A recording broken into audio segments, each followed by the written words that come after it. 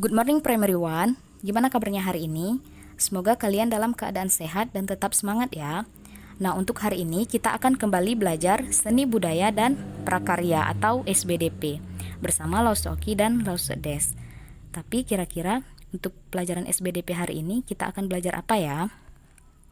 Nah, kita akan belajar tinggi dan rendah suara.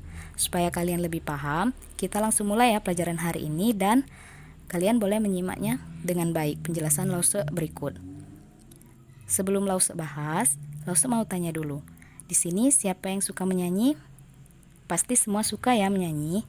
Tapi kita menyanyi itu menggunakan apa ya? Menggunakan suara. Nah, ternyata suara itu ada dua macam. Yang pertama ada suara tinggi. Yang kedua itu suara rendah. Suara tinggi itu yang bagaimana Lause? Suara tinggi itu suara yang terdengar keras atau melengking. Sedangkan suara rendah itu yang terdengar pelan atau lemah. Nah, jadi apabila kalian mendengar suara yang terdengar keras atau melengking, itu artinya kalian sedang mendengarkan suara yang tinggi. Kalau sebaliknya berarti suara yang rendah. Sudah bisa ya membedakan antara suara tinggi dan rendah?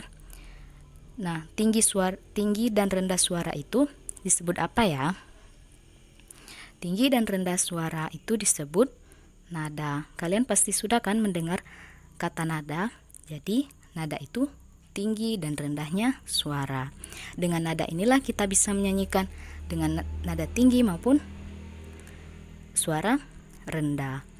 Nah, nanti kita akan menyimak lagu Garuda Pancasila supaya kalian bisa membedakan mana suara tinggi dan mana suara rendah. Tapi sebelum itu kita lihat dulu ya contoh lain.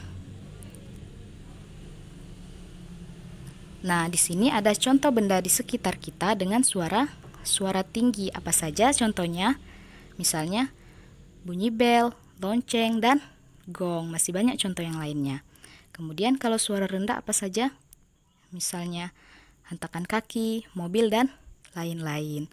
Nah, untuk sekarang supaya kalian bisa membedakan suara tinggi dan suara rendah, kalian simak dan dengarkan lagu Garuda Pancasila berikut ya. Nanti kalian bisa mengikutinya.